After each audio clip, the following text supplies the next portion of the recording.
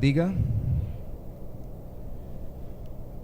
estamos hoy casi ya terminando, si Dios lo permite, la semana entrante lo haremos, la serie sobre el libro de Job en cuanto a el sufrimiento, pero cómo es Dios en medio del sufrimiento con nosotros, cómo es su trato, su dirección, su ayuda,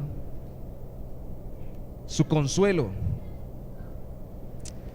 Siempre que hacemos una serie de enseñanzas, me viene a la mente el hecho de que con respecto al tema, algo Dios le permite experimentar en la vida de uno. En este caso, nuestra vida congregacional. Yo sé que no solamente los hermanos, gracias Adra, no solamente los hermanos que tienen familiares y amigos en Venezuela los vieron padecer ahora con lo del terremoto, sino también que algunas circunstancias particulares en la vida de cada uno de los creyentes de esta iglesia, sean miembros activos o sean asistentes regulares, hermanos en Cristo, debemos haber pasado por alguna situación difícil en medio de la cual Dios debe habernos consolado. Así que espero que con esta serie en Job encontremos aliento de parte del Señor.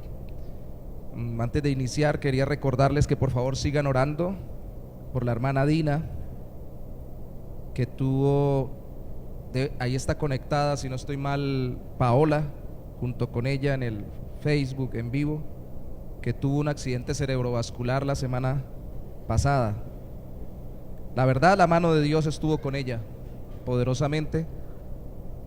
Detalles les comentará la hija, solo comentarles que doy gracias a Dios. Ayer la vi y me decían mucho mejor está de lo que había estado, obviamente, el día del proceso. Y sabemos que hay personas que con procesos de ese tipo han quedado muy mal. Yo recuerdo cuando llegué acá a la iglesia, no a la iglesia sino a pastorear, me nombraron y empezando el ministerio yo le dije a una hermana, la hermana se llama Margarita, que tan pronto empezamos en la iglesia la fueron a operar y se nos iba quedando la operación, por ahí duró un buen rato sin respiración y gracias a Dios no tuvo ninguna secuela, que fue también una cosa maravillosa. Yo recuerdo que yo la visité el día antes de la operación, hablé con ella y me presentaron al anestesiólogo, si no estoy mal, al cirujano que la iba a operar. Y al otro día ella, después de la operación, no se acordaba de nada. La hermana Rosita, la hermana Carmenza, saben que ella no está acá, está viviendo en otro lugar, no ha regresado. Pero yo le decía a la hermana, no haga eso, apenas estamos recibiendo la labor en la iglesia y ya nos va a pegar usted un susto tan tremendo. No se nos enferme tan rápido, no nos asuste. Aquí hemos tenido la oportunidad en el Señor de acompañar a familiares y personas que han enterrado a sus familiares, o aquí hemos acompañado a familiares de miembros de la iglesia que han fallecido. El sufrimiento está a la puerta, hermanos. Todos en algún momento vamos a sufrir alguna dificultad. Así que yo espero que esta serie siga dándonos consuelo, y hoy especialmente el objetivo es que escuchemos la voz de Dios en medio de la dificultad. Job capítulo 38. Vaya conmigo por favor allí. Vamos a leer Job 38, los primeros 3 versículos, y de allí vamos a tomar el patrón o la forma en que Dios responde a Job por 4 capítulos. Job 38, 1 al 3. Dice la palabra del Señor. El Señor le respondió a Job desde el torbellino: ¿quién se atreve a oscurecer mis designios con palabras carentes de sentido? Pórtate como hombre y prepárate, yo te voy a preguntar y tú me vas a responder. Dios no nos responde simplemente porque estemos sufriendo cuando sufrimos, o como parecía ser el caso de Job, para darnos explicaciones detalladas y saciar nuestra curiosidad de por qué sufrimos. Dios nos responde cuando estamos sufriendo y clamando a Él para consolarnos. Así no nos explique todo o no podamos entender todo, el objetivo de Dios no es que seamos sabelotodos, entendiendo todo como Él, sino que seamos acompañados por Él y consolados por su corazón. Por ello, su sola presencia, la presencia de Dios al respondernos, debería darnos paz en medio del sufrimiento. Este es de los sermones en las series que son claves y fundamentales. Si usted quiere encontrar paz en Dios en medio del sufrimiento, debe querer, como Job quería, que Dios le hable, que Dios le responda. Pero debe entender también conmigo hoy que cuando Dios responde, responde como Él sabe que necesitamos escucharlo, no como nosotros quisiéramos que nos hablara. ¿Cómo le habló Dios a Job? ¿Cómo ve usted que le está hablando ahí? ¿Cómo ve ese tono? ¿Quién se atreve a oscurecer mis designios con palabras carentes de sentido? Pórtate como hombre y prepárate, que yo te voy a preguntar y tú me vas a responder. Yo no sé, pero ¿usted qué piensa? Pero yo creo que Job no estaba preparado para que Dios le respondiera así. ¿Qué hizo Dios cuando le respondió a Job? Primero, lo impactó. Segundo, lo cuestionó. Y tercero, lo retó. Para sacarlo de su sufrimiento tenía que hacer esto Dios. Tenía que impactarlo hablándole de tal forma de que él fuera conmovido. Dice el verso 1, desde el torbellino.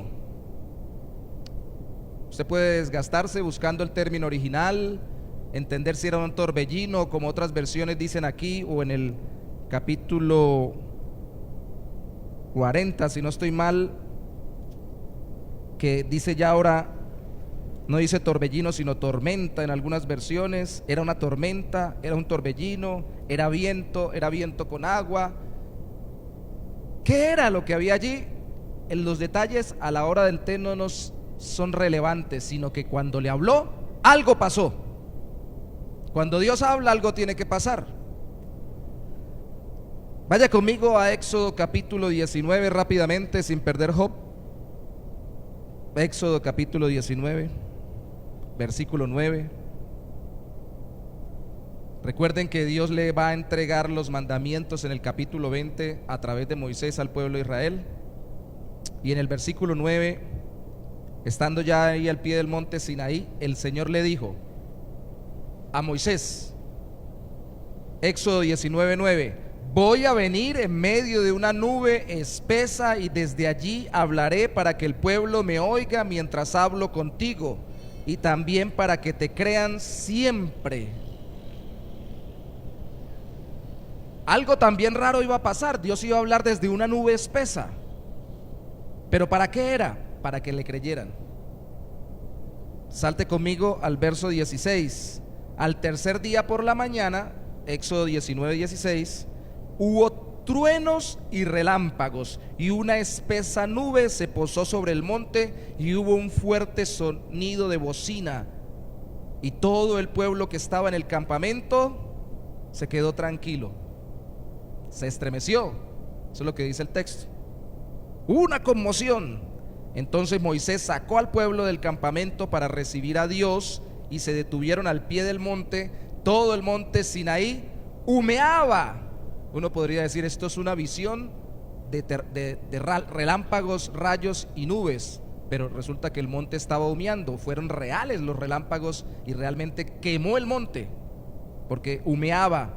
Y dice el verso 18, porque el Señor había descendido sobre él en fuego, y el humo subía como de un horno, y todo el monte se estremecía en extremo. Qué tremendo, ¿no?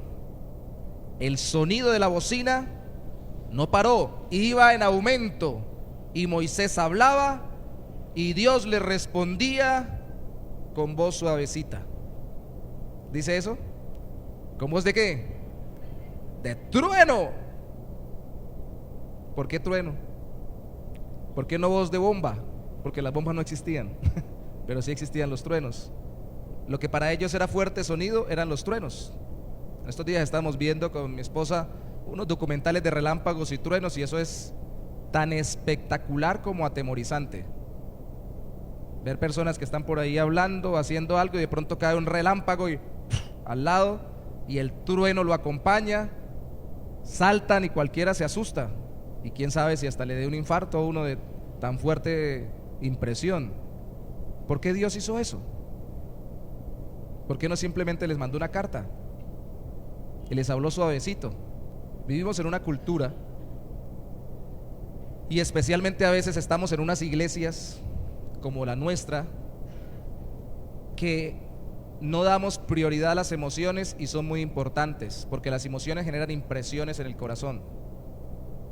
No queremos ser emocionalistas. Hay otras iglesias y otras culturas. Bueno, la cultura latina en general es más emocionalista, pero las culturas en general de esta época son más intelectuales. Todo lo quieren explicado, bien detallado, ojalá por escrito o con un video explicativo, con dibujitos animados, pero que no nos conmueva, que no nos haga ni llorar ni reír. Simplemente queremos que nos digan las cosas y nosotros estar tranquilos. No, que no nos pase nada, que no se nos alteren las emociones. La realidad es que no podemos vivir así. Una de las cosas que más me impacta en el relato del Evangelio de Lucas, ahí vamos en el capítulo 14 los miércoles en cultos de oración, es que al principio del Evangelio de Lucas dice que María lo que tal vez le relató o le contó a Lucas era lo que guardaba en su corazón. ¿Qué quiere decir eso? Eso la impactó emocionalmente. ¿Qué le impactó? El ángel hablándole. ¿Qué le impactó? Los pastores diciendo que ángeles le habían dicho que había nacido el Salvador. ¿Qué le impactó? Cuando personas que no conocía llegaron al templo donde estaba presentando a Jesús y le hablaron de él como el Salvador. Eso lo guardó en su corazón. Usted guarda como recuerdos preciosos porque los valora por buenos, o como recuerdos difíciles porque fueron muy duros aquello que le impresionó y que emocionalmente lo conmovió. ¿Qué le conmueve? ¿A usted le conmueve cuando Dios le habla? Bueno, Dios habló. ¿Qué dijo? Dígale que sí. Que bueno, que luego le comentamos lo que nos dijo. Luego le ponemos un me gusta o un corazoncito, como las redes sociales, o le damos un reenviar, o dígale que sí. Esto es igual que con Job. Si volvemos al capítulo 38, Dios le habla desde el torbellino, porque el hombre necesita, el ser humano, hombre, mujer, necesita, grande, pequeño, rico, pobre, culto, inculto, todos necesitan ser impactados por lo majestuoso del poder de Dios para que puedan ponerle atención, para que realmente reciban la respuesta del Señor. De nuevo, no vamos a ver ninguna de las explicaciones que Job quería que Dios le diera acá en estos 4 capítulos, pero vamos a ver que Job quedó tan satisfecho porque su corazón fue conmovido. Les decía de las culturas cristianas, de las iglesias, casi siempre nos dividimos en dos, unos más intelectuales, otros más emocionales. Uno todo es qué sintió, qué sintió, qué sintió, y otros qué entendió, qué entendió, qué entendió. Ambos podemos llegar a ser legalistas, porque de tanto entender queremos vivir solo con conceptos y no con relación con Dios, que vivimos un legalismo haciendo lo que Dios manda, pero sin una relación que nos apasione, que nos conmueva. Y los otros, siendo emocionalistas, vamos y hacemos, nos volvemos legalistas, otro tipo de cultura cristiana, donde todo es qué sintió, qué sintió, qué sintió, y no entiende nada. Y usted le pregunta, ¿y qué entiende de Dios? No sé quién es, pero me gusta porque me hace sentir bueno, o porque me mueve. Y hace lo que Dios le manda porque siente o porque piensa, y desconectamos el hecho de que tanto el pensar como el sentir como el hacer tienen que estar unidos, porque somos pensamientos, sentimientos y acciones. Somos seres completos humanos. A veces parecemos robots, parece que no tuviéramos sentimientos. A veces parecemos una melcocha que por todo nos derretimos, ¿no? Pero a veces parecemos que fuéramos como fríos, calculadores. Y yo me pregunto, ¿para qué nos diseñó Dios las emociones principalmente si no es para relacionarnos con Él? A veces decimos, con Dios no me emociono tanto, me emociono cuando me habla mi mujer, me emociono cuando me hablan los hijos, diferentes tipos de amor, cuando me va bien en el trabajo, cuando tengo un buen negocio. Pero cuando Dios te habla, te emocionas. Cuando lees su palabra, te emocionas. Cuando oras, te emocionas. Ay, no, yo ahí soy muy serio porque yo soy un cristiano serio. No. Aburrido de pronto seremos. Tradicionales de pronto seremos. Fríos de pronto seremos. Pero si Dios habla, sus siervos escuchan. Como hablábamos hace un momento con mi hermano con respecto a experiencias humanas, pero es mayor y mejor, como lo decía mi hijo, en la experiencia de la relación con Dios, con temor y temblor. Porque ese Dios glorioso que manda truenos, que habla con relámpagos y hace salir humo de los montes, y que habla desde torbellinos como con Job, o desde la zarza ardiendo como con Moisés, que conmueve lo natural con su sobrenatural, es el Dios que nos ama y nos ha dado a su Hijo para salvarnos. Y nos está hablando. Ahora, por favor, no vaya cazando tormentas o torbellinos para ver si Dios le habla de allí. No salga a buscar los truenos y cuando escuche truenos diga, Señor, háblame. No se trata de eso. Ni busque que hayan tormentas o que esté un incendio por ahí para decir, Señor, desde ahí donde está saliendo el humo, háblame. Eso era el antiguo pacto. Hebreos en el Nuevo Testamento dice que ellos les habló Dios desde el monte que humeaba, pero nosotros nos ha hablado Dios a través de su propio Hijo Jesucristo. Y ahora nos ha dejado su espíritu, y si mora su espíritu en nuestro corazón, entonces el temblor tiene que estar internamente. Así no haya ni una pizca de humo, así no haya ninguna bocina, ni ningún trueno, ni mucho menos un torbellino o una tormenta. La conmoción tiene que ser interna cuando Dios nos habla. En mi experiencia personal, alguna vez alguien me recomendó en un instituto bíblico, lleve su devocional en un cuaderno. Todo lo que Dios todos los días le haga entender de él o de usted, en lo que va leyendo, póngalo en un cuaderno. Yo lo he dejado de hacer, ahora llevo el devocional en internet. Pero él dijo algo que me llamó la atención y que después lo viví mucho tiempo después. Él decía, mi devocional en mi cuaderno, en algunas páginas está marcado con mis lágrimas. Dios me habló. Recuerdo que él decía una experiencia personal, este pastor decía que alguna vez él decía, yo estoy bien. Un día que se creía muy santo y muy perfecto, y se puso a leer y encontró un texto donde decía Dios a través del profeta Isaías, te llamé siendo pecador, o del pecado te llamé, de la iniquidad te saqué. Algo así encontró él que decía el texto. Y él entendió que le estaba hablando Dios al pueblo de Israel en ese tiempo, pero entendió que ahora Dios le estaba diciendo, no te creas muy santo porque tú también pecas. Y se conmovió su corazón porque entendió que estaba siendo no un santo sino un santurrón, aparentando y no realmente viviendo. Caramba, yo quisiera ver que eso pasara en nuestras vidas todos los días. Dios tiene que impactarnos al respondernos. Yo creo que por eso es que no nos saca del sufrimiento muchas veces, o no, porque no lo vemos a Él hablar tan poderosamente y seguimos ahí, es que yo sí sufro. Pues claro, llega Dios y lo retumba a través de su palabra y usted no le pone atención, pues sigue distraído por lo que sufre, que es real, que es verdadero, que nadie está diciendo que no sea digno de que usted en alguna forma exprese su dolor con alguna queja, pero que no es más grande que el Dios que hizo los cielos y la tierra. Dios lo impactó, pero también Dios lo cuestionó. Ve el versículo 2 conmigo, 38:2, Job 38:2. ¿Quién se atreve a oscurecer mis designios con palabras carentes de sentido? Dios cuestionó al que por su dolor o su sufrimiento lo cuestionaba. Recuerden, ¿no? ¿Por qué nací? Capítulo 3 de Job. Mejor hubiera nacido muerto, mejor me hubieran abortado, mejor sería no estar vivo, mejores están los muertos. Maldigo el día en que nací, los senos que me dieron de amamantar. Job se fajó en quejas.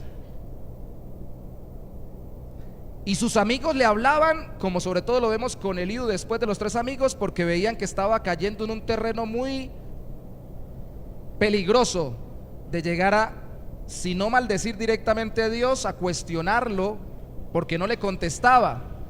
Sus amigos, ya lo vimos, con la intención de demostrar que él era un pecador, que estaba siendo castigado, y él queriendo demostrar que no era un pecador constante y que por eso simplemente no entendía y que Dios tenía que explicarle por qué sufría.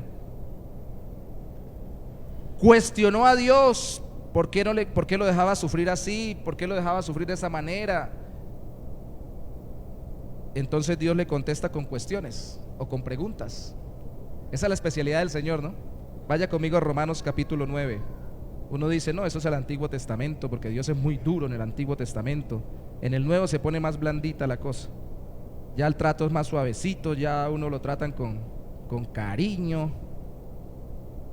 Si uno pregunta algo, le dicen, papito, qué interesante tu pregunta. Bebé precioso, qué bonito que preguntas, te voy a contestar porque tú eres muy inteligente. Romanos capítulo 9. El 10 y el 11 también, Pablo está lidiando con una posible argumentación en contra del hecho de que Cristo sea el Salvador, y es que muchos israelitas del pueblo judío no habían creído en Cristo. Y cuando está en esto, en Romanos capítulo 9, versículo 19, versículo 18, desde el 18 hasta el 20 vamos a leer, y estaba diciendo que el faraón se endureció y no quiso creer en Dios, pero que Dios lo endureció, dejándolo rebelarse contra él, al faraón. Dice el verso 18, de manera que Dios tiene misericordia de quien él quiere tenerla y endurece a quien él quiere endurecer. Esto traducido en palabras más para nosotros es, al que quiere cambiarle el corazón para que deje rebelarse, lo hace, y al que no, lo deja seguir en su endurecimiento, como pasó con faraón. Entonces en el verso 19 dice Pablo, entonces me dirás, así como Job, que preguntaba de todo, ¿por qué Dios todavía nos echa la culpa? Si Dios es capaz de cambiarle el corazón a uno, ¿por qué ya no le cambia el corazón y ya? Entonces el culpable es Dios, porque yo no me quiero arrepentir, pero si Él me quiere cambiar el corazón, me lo cambia y yo me arrepiento. Le echan la culpa a Dios. Y explica y pregunta de nuevo, verso 19, un posible opositor a lo que Pablo está diciendo, le dice, ¿quién puede oponerse a su voluntad? Si Él hace lo que quiere, pues haga lo que quiera conmigo. Yo no quiero nada con Él, pero si Él quiere que me cambie. ¿Qué está haciendo ahí la persona? Le está echando la culpa a Dios. Yo no tengo la culpa si no cambio, la culpa es de Dios. Y cuando escucha estas posibles preguntas desafiantes o cuestionantes contra Dios, Pablo contesta, inspirado por el Espíritu Santo, pero tú, hombre, ser humano, mujer, hombre, niño, grande, quien seas, ¿quién eres tú para discutir con Dios? ¿Acaso el barro le dirá al que lo formó por qué lo hizo así? ¿Qué no tiene derecho el alfarero, que es el que trabaja el barro, de hacer del mismo barro un vaso para honra y otro para deshonra? ¿Y qué si Dios, queriendo mostrar su ira y dar a conocer su poder, es decir, su justo juicio poderoso sobre los pecadores, soportó con mucha paciencia los vasos de ira que estaban preparados para destrucción? ¿A ti qué? ¿Vas a cuestionar a Dios porque Dios le dio misericordia a unos y dejó que otros recibieran la justa retribución de su castigo? Resumo lo que dice Pablo. ¿Vas a cuestionar a Dios? ¿Vas a seguir peleando con Él? ¿El barro contra el alfarero? Preguntas contra los que preguntan. Como diría alguien por ahí en las redes sociales, ¿va a seguir? Ya no más.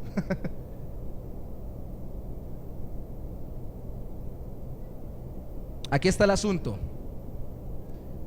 De nuevo, como dije hace un rato, aquí no se detalla Dios, o no se detiene, perdón, Dios a dar detalles o explicativos. Venga, le explico. Lo que pasa es que en mi eternidad, mi omnipresencia, mi omnisciencia, atributos que debemos estudiar de Dios y están en la Biblia, en otros textos, o lo que pasa es que mi voluntad, en mi propósito, y vamos a conectarlo de esta manera, de esta otra, Dios contesta a través de Pablo, no pelee. Dios tiene todo el derecho de hacer lo que Él quiera, como Él quiera y cuando Él quiera, y usted demuestra que le valora como Dios cuando en vez de cuestionarlo lo acepta y se rinde ante Él y no lo cuestiona. De nuevo vivimos en la era donde eso no pasa. Si usted me pregunta algo a mí y yo le digo, por favor haga tal, perdón, si me pregunta algo yo le doy una explicación, o si me dice cómo hacer algo yo le digo, por favor hágalo de esta manera. Si le doy una explicación o si le doy una instrucción, usted me va a decir, ¿y por qué? ¿Y por qué eso es así? ¿O por qué tengo que hacerlo así? Y si le explico por qué, me va a decir, ¿y por qué? ¿Por qué? ¿Por qué ese por qué? Parecemos niños, ¿cierto? ¿Ustedes han visto a los niños cuando los están criando pequeñitos? Sí. No vaya. ¿Y por qué? Yo quiero. No vaya. ¿Por qué? Yo quiero. Y le da usted explicación, pero ¿y por qué? ¿Y por qué? ¿Y por qué? ¿Y por qué? ¿Y por qué? Y llega un momento en que uno no puede explicar. Por ejemplo, un niño de 2 años, usted no le puede explicar cómo la corriente eléctrica le pega en las manos hasta que no sienta el corrientazo. Y no le puedo decir, es que ahí hay unos cables conductores de electricidad, que es un influjo. No. Al final usted tiene que decirle, ¿por qué no? Ya, confía en mí. No agarre eso, le va a hacer daño. ¿Por qué no? Porque yo sé. Porque a mí ya me pegó. Una cantidad de cosas puede decir uno, pero sencillamente no puede entrar en tantos detalles, porque va a haber un momento en que la persona, por su nivel de entendimiento, según la edad, o por su nivel de madurez, según se deje o no enseñar, no va a poder recibir explicaciones. Y eso lo incluye a usted y me incluye a mí, delante de Dios. Hay cosas que usted y yo entendemos de Dios, especialmente cuando estamos pasando dificultades. Repito, no es consolado nuestro corazón con las explicaciones, sino con que Dios se nos aparezca y esté con nosotros en medio del sufrimiento y la dificultad. Y usted le va a preguntar, ¿y por qué persona me trata así? Esa persona me trata así, o ¿por qué yo tengo esta tendencia, esta tentación? O ¿por qué yo tuve esta crianza o esta forma de vida? O ¿por qué viví en este país y no vivo en Checoslovaquia o en Europa, donde es más rico vivir? O ¿por qué? ¿Por qué? ¿Por qué? ¿Por qué? ¿Por qué? Y si yo le contestara cada por qué, habrían 500 más haciendo cola. Y llega un momento que no solamente no los vamos a entender, sino que no los vamos a aceptar, porque nuestro corazón está tan lleno de sufrimiento que no los va a percibir, no va a percibir ninguna explicación, pero sí percibe la compañía de aquel que consuela nuestro corazón. Es por eso que en los velorios y en momentos de dificultad, cuando usted vaya a acompañar a alguien, no piense mucho en qué va a decir, a no ser que usted fácilmente diga cualquier tontería, no piense tanto en qué decir. Pero si usted no es de los que habla muy malo, muy tontamente, simplemente acérquese y abrace y diga, aquí estoy para acompañarlo, lo acompaño, estoy aquí a su lado. O cállese y no diga nada, solamente abrace y esté ahí al lado, porque las explicaciones sobran. Usted se cae y alguien llega y le dice, ¿pero por qué se cayó? Usted se para y lo mira, pues a mí me gusta caerme. O sea, le piden explicaciones al que está sufriendo, y el que está sufriendo dice, pero no, tienes que levantar. Lo que necesita no es que le den explicaciones de por qué se cayó él, sino que lo levanten, que le ayuden con la herida, que le acompañen en el proceso. Y aquí está la respuesta: tampoco ustedes tienen la explicación a todo lo que le pasa a los que quieran acompañar en su sufrimiento. Por eso es que decíamos la otra vez que tenemos que llevar a la persona que le ore a Dios, para que Dios se encuentre con ella, lo cuestione por cuestionarlo, sea impactado por su incapacidad para contestarle a Dios y cuestionar a Dios, y así sea más humilde y descanse bajo los brazos del soberano Señor. ¿Usted ha sido impactado por esa incapacidad para oponerse a Dios y cuestionarlo? Dios no solo impacta, cuestiona, sino que también reta. Job 38:3. Pórtate como hombre y prepárate, yo te voy a preguntar y tú me vas a responder. Por favor, no vaya a pensar que la Biblia es machista. Simplemente, tradicionalmente, la expresión, igual que pasa en el Nuevo Testamento, portaos varonilmente, dice Pablo en una de sus cartas a Timoteo, quiere decir apriétese los calzones. En otra parte más adelante le dice Dios, acomódese el cinto, ajústese, porque le viene un reto. A ver si usted es capaz de responderme. ¿Por qué Dios reta a Job si sabe que a todas las preguntas del capítulo 38, 39, 40 y 41 que Dios le hace, No puede responder Job. Del capítulo 38 al 39, Dios le pregunta desde toda su creación, desde las estrellas hasta el funcionamiento de la naturaleza aquí en la tierra. Si sabe Job, mire por favor conmigo algunas. Verso 4, 38:4. ¿Dónde estabas tú cuando yo afirmé la tierra? Si en verdad sabes mucho, dímelo. Dime también, le dice Dios a Job, si lo sabes, ¿quién tomó sus medidas o quién la midió palmo a palmo? Que eran medidas antiguas. ¿Sobre qué están sentadas sus bases? ¿Quién puso su piedra angular mientras cantaban las estrellas del alba y los seres celestiales se regocijaban? Recuerde que este es un género poético.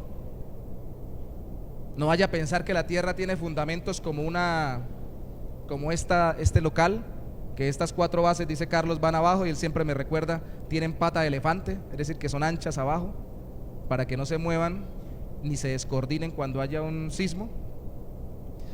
La tierra no tiene eso, pero en sus expresiones poéticas lo dice para simbolizar. ¿Qué sabe usted en qué está fundamentada la creación? Tampoco ellos entendían la tierra como la entendemos nosotros en esa época, con el sol, la luna y las estrellas en la misma forma que entendemos hoy que se mueven. La tierra girando alrededor del sol y la luna girando alrededor de la tierra. Ellos tenían otro concepto, pero ¿qué importa el concepto cultural que tenían? Lo que Dios está haciendo en este lenguaje poético para con Job, en este libro, es decirle: ¿usted entiende cómo funciona la tierra? ¿Cómo funciona la naturaleza? Eso es lo que le está diciendo. Le habla de las aguas en el versículo 8, le habla de las nubes en el versículo 9, le habla del mar en el versículo 10, le habla del amanecer en el versículo 12, le habla del fondo del mar en el versículo 16, le habla de la luz, versículo 19. ¿Sabes por dónde llega la luz?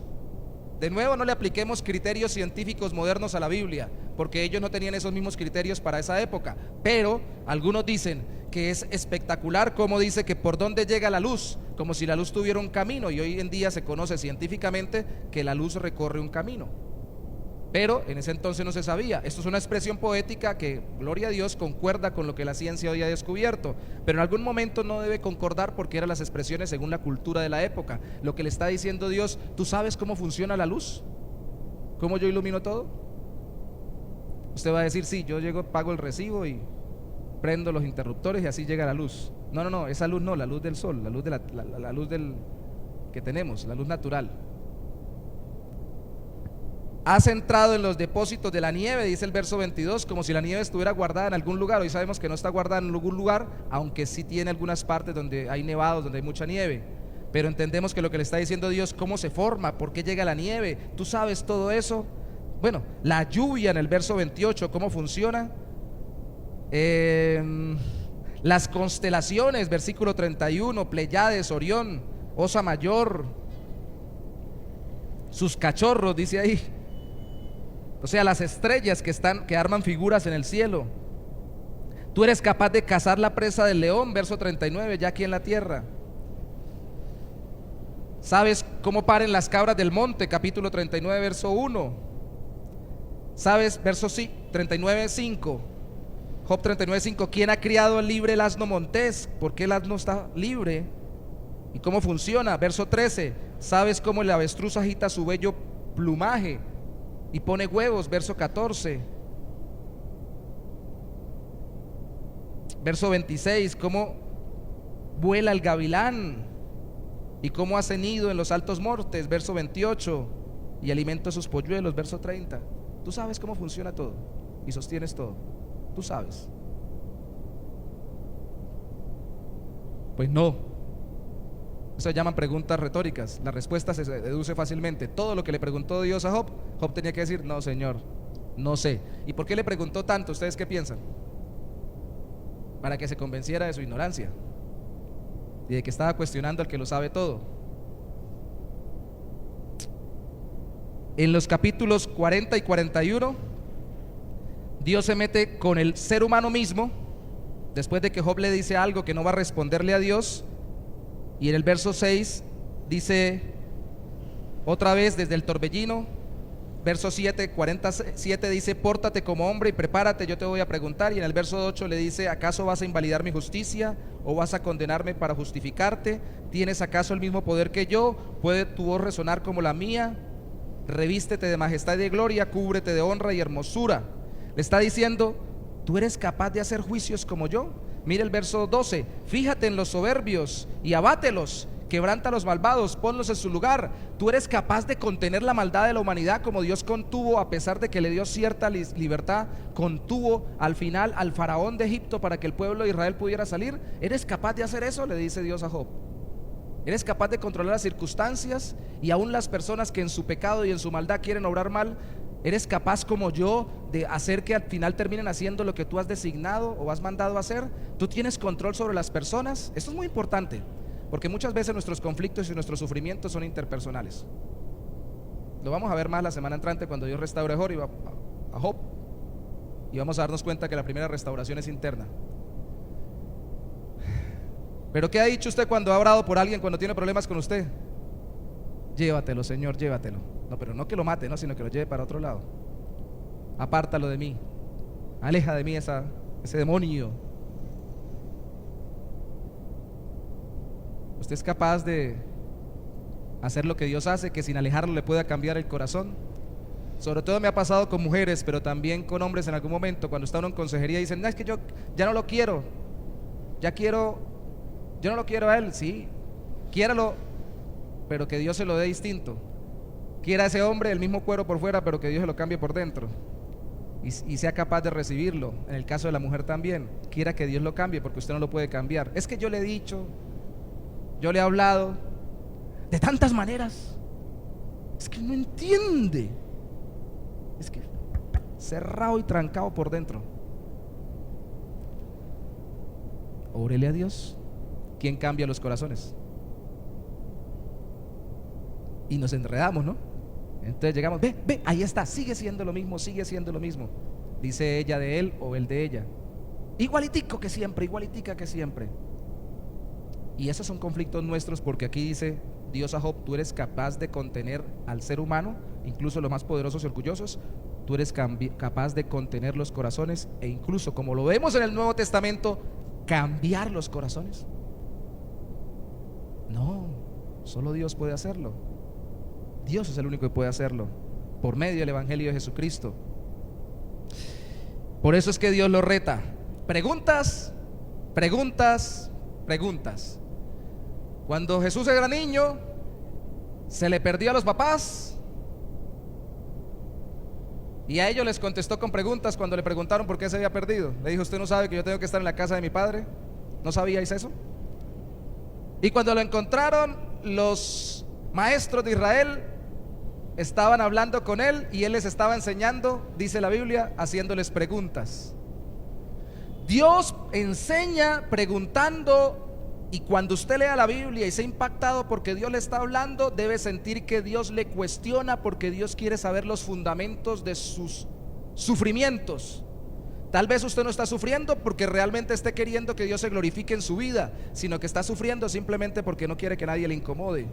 Tal vez su sufrimiento es simplemente egoísta, egocéntrico y solamente basado en el pecado. O tal vez su sufrimiento es por algo que ni siquiera está pasando, sino que usted se lo imagina. Y Dios nos pregunta para que nosotros busquemos en nuestro corazón y digamos por qué realmente estamos sufriendo. Nos cuestiona para que pensemos.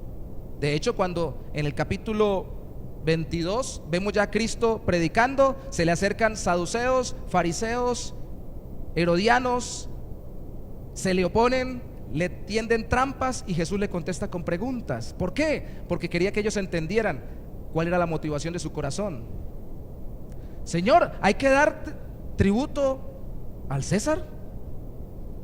Le preguntan para tenderle una trampa. Si dice que sí, los judíos lo rechazan por alentar el gobierno del romano que los está dañando. Y si dice que no, lo toman preso los romanos por estar alentando la rebelión en contra de ellos. Y Jesús les pregunta: ¿de quién es la cara que está en la moneda? Y ellos le contestan: bueno, si es del César, denle al César lo que es del César, y a Dios lo que es de Dios. ¿Por qué con preguntas? Porque cuando Él nos contesta con preguntas. De nuevo quieren mirar la motivación de nuestro corazón. La motivación del corazón de ellos era tenderle una trampa, era hacerle daño, no era entender ni comprender. Y a veces en nuestro sufrimiento, yo no estoy diciendo que usted ni yo queramos tenderle trampas a Dios, sino que simplemente queremos dejar de ser incomodados, no queremos aprender en medio del sufrimiento. Tal vez cuando Dios nos cuestione, nos encontremos con Él, vamos a encontrar que nosotros no queremos hacernos a la imagen de Cristo. No queremos ir cambiando nuestro carácter, no queremos que Dios se glorifique en medio de la situación, ni queremos que seamos transformados cada día más como nuestro Salvador. Solo queremos salir del problema. Y aquí está el asunto: si usted quiere salir solamente del problema, lo más fácil es morirse. Ahí sí me apego a Job capítulo 3, pero no que usted se mate ni que lo mate a alguien más, sino que Dios se lo lleve. Pero si usted está acá todavía, y yo también, reciba consuelo de parte del Señor, sabiendo que en medio de su sufrimiento Dios le está transformando el corazón. Por eso es que Dios nos cuestiona, por eso es que Dios nos reta. En conclusión, usted no necesita respuestas divinas, necesita a Dios respondiéndole, hablándole. El alma, como una mascotica que se entrena o entrenada por un amo, cuando reconoce a su dueño, el alma, nuestro corazón, nuestra vida, reconoce cuando nuestro dueño, nuestro Señor, se nos acerca y descansamos tranquilos. Si percibimos a Dios respondernos, no necesariamente va a cambiar nuestro desierto circunstancial, pero sí vamos a atravesar ese desierto con el oasis refrescante del alma, que es Dios al lado nuestro. Lo hemos venido diciendo desde que empezamos esta serie. Dios dice en el Antiguo Testamento: cuando pases por las aguas, cuando pases por el fuego, ¿cuál va a ser tu consuelo? ¿Yo apago el fuego? ¿Yo quito las aguas? No, yo iré contigo. Aquí estoy, en medio del fuego, en medio de las aguas. Y lo leía mi hermano en el Salmo 138. ¿Cómo nos va a responder Dios? Versículo 3 del Salmo 138: fortaleciendo nuestra alma. Así nos responde Dios. ¿Cómo así? Cuando Dios responde, no es que ya se llevó a la persona, o ya se fue la enfermedad, o ya se acabó el problema, o ya llegó la platica que estaba pidiendo. Sí, eso va a llegar después. Vamos a ver en el libro de Job. Hay muchas cosas que Dios nos responde en esta vida, habrán otras que no. Y sí, Dios nos ayuda, nos mandó a orar por el pan de cada día, por protección y una cantidad de cosas más temporales, pero principalmente nos responde fortaleciendo nuestro corazón, dando aliento a nuestra alma, fuerza a nuestro espíritu, dando consuelo a nuestro ser, sabiéndonos amados y fuertes en Él. Recuerde que Dios siempre nos responde por medio de Cristo. Primera de Juan capítulo 5 versículo 14 y 15, no lo voy a leer, simplemente lo voy a mencionar. Primera de Juan 5, 14 al 15 enseña que todo lo que pedimos a Dios, Él nos lo responde por medio de Cristo conforme a su voluntad. Nunca deja de respondernos. Tal vez a veces será un sí, listo mijito, lo saco del sufrimiento, pero tal vez a veces es un no, no lo voy a sacar, o al menos no todavía, hasta que no trabaje más en su corazón. ¿Usted cómo se pone si Dios le contesta que no a algo? De acuerdo a lo que vimos hoy, no lo cuestione, porque lo va a cuestionar. Y si lo va a cuestionar, dígale: Señor, dame la sabiduría. Lo veremos la semana entrante, para entender como Job en el capítulo 42, que hablaba: a veces hablo sin entender, y que realmente debo someterme y confiar en ti y ser consolado por ti. Póngase sobre sus pies, por favor, conmigo, para orar en esta tarde, mediodía.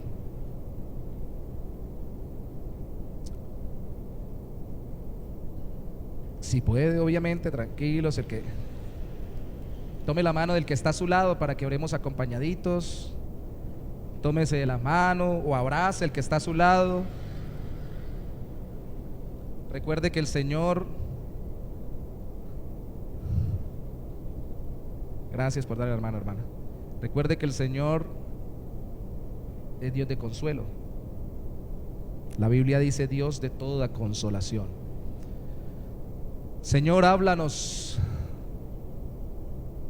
Señor, impáctanos, cuestiónanos y rétanos, porque aunque no podemos contestarte ni a una sola de las preguntas que tú puedas hacernos con respecto a tu obrar, eso nos ayudará a nosotros cuestionar nuestro propio corazón y a reenfocar nuestra vida y dejar de sufrir viendo con gratitud todo lo que tú has hecho y lo que estás haciendo ahora en nuestras vidas.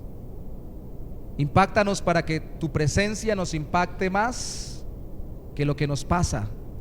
Y ahora que estamos unos al lado de otros tomándonos la mano, yo no sé, pero te pido por lo que ha impactado el corazón de mi hermano, mi hermana, mi amigo, mi amiga que está a mi lado, mi padre, mi madre, mis hijos, mis hermanos que están en mi familia, mis compañeros, mis compañeras en el trabajo, en el estudio.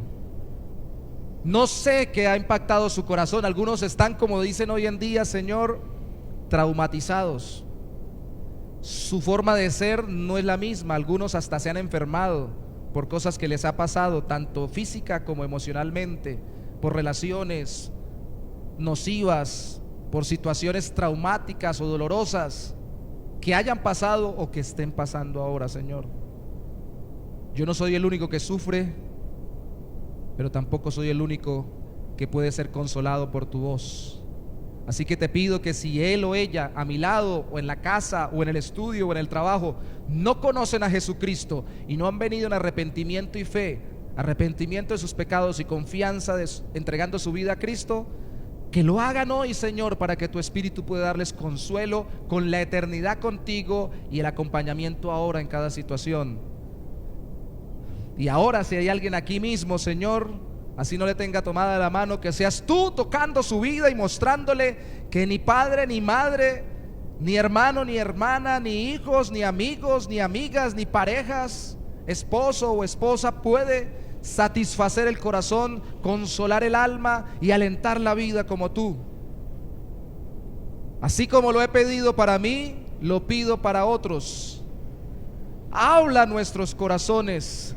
Rompe el ciclo del dolor, de la amargura, del enojo con tu voz, y sea tan impactante, atemorizante como sobrecogedora y maravillosamente misericordiosa tu voz a través de Jesucristo como nuestro Salvador, dándonos perdón, guía y consuelo en medio de todo lo que estamos viviendo, Señor. Te lo pedimos por nosotros y por los demás, especialmente por nuestros hermanos que más estén sufriendo, en el nombre precioso de Jesús. Amén y amén. Dios les bendiga.